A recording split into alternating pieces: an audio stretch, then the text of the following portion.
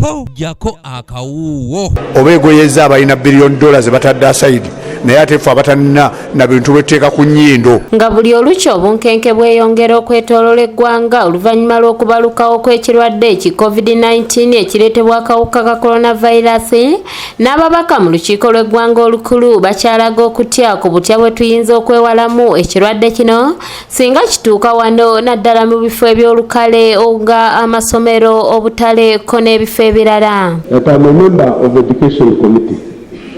And before I came this morning, I visited some schools just to see how standby they are in this fight against the virus.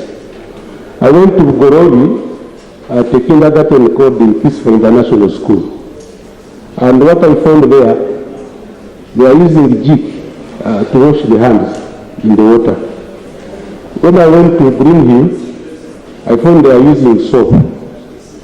And I'm happy the Minister of Education is here. Bano bagamba nti Ministry y'ebyobulamu tekoze kimala kubangula basomesa ku butya bweyinza kumatiza mbayizi kwewala bulwadde buno wamu n'abantu abalala okuva mu bifo ebyolukale. Yesterday I also visited one of the schools, actually two schools, one primary, another secondary, and they were worried and they asked me what the ministry has in plan to train the teachers to prepare to help in preventing, because yes, they are doing the hand washing. Madam Speaker, I wanted to request that the minister should guide us, especially the schools and institutions, looking at the financial angle. What can they use? Liquid soap, the jig, and what is so appropriate. I just wanted a question from the minister. Bano baagala wabeewo ennambika entuufu mu bintu ebimu omuli okuwanyisiganya ssente zino nno zo zikozesebwa okuva ku mobile money ko n'ebintu ebirala nga bwe kiri mawanga amalala kati. The rest of the countries that have coronavirus, for example Kenya, they have restricted people from using the note, the money in form of notes. Actually, most of the countries right now are using mobile way of payment. So if also Uganda could do this by reducing or removing the taxes for this particular period where coronavirus is there, so that Ugandans can be able to do payment on mobile money without taxing it. Speaker wa Parliament agamba nti nga bwe kiri mawanga amalala ne Uganda emaze okuwera obutaba omuntu yenna kati akkirizibwa kufuluma kugenda bweru wa ggwanga. We are happy that Uganda has not yet registered any cases, but all our neighbors have done so. So with immediate effect, travel outside the country is suspended, even within the African region and East African region. The other matter has to do with the Committee on Statutory authorities and state enterprises investigating issues of the custodian board. A lot is coming out.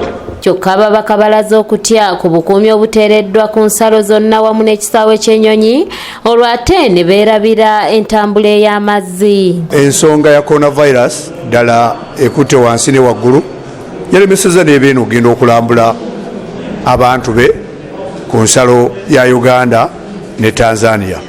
Kitegeeza nti ekintu tikisi kyangu era ne gavumenti amaanyi geetaddemu era naffe kyatuva tugisaba nti neekumazze awaleetedde ab'e Tanzania okujja ab'e Rwanda ab'e Kenya nabeetangireyo kubanga abantu bayinza okuyita eyo ate ne batuleetera obuzibu. Bano basabye gavumenti okuvaayo n'enteekateeka ennambulukufu ku butya bwe tuyinza okwewalamu akawuka ka coronavirus nga n'enteekateeka ezimu zeetaaga okusooka okuyimirizibwa. Ndowooza measures endala ze zitaddeko zetwandibadde naffe tuteekako katikati. Tulina kulinda sooke tufune. Kubanga bannayuganda abantu ababeera carefree. Sirabangako munnayuganda yeekengera nti kino kisobola okumuta. Banga kati buno obulwadde butuuka wano mu Uganda buyinza otuyisa bino okusinga Italy. Omukulembeze w'eggwanga asuubirwa okwogerako eri eggwanga olunaku olw'enkya okulambika ku butya Uganda bweyimiridde mu byokwerinda ku kirwadde kino ki COVID-19.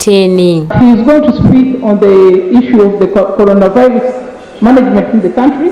He's going to do that tomorrow. That's why I said the Minister of Health will not speak today. Let's wait for the head of state to speak. then we can evaluate and plan based on what is going to stay. So the issue of coronavirus don't raise now, because we shall talk either tomorrow. Di Babra Nabukenya ne Shafir Mwesije kulwa ABS Television. Era still bwobanga obulwadde butuuse wano ojja kusanga nga saturation rate ey'abannayuganda yo egenda kuyitirira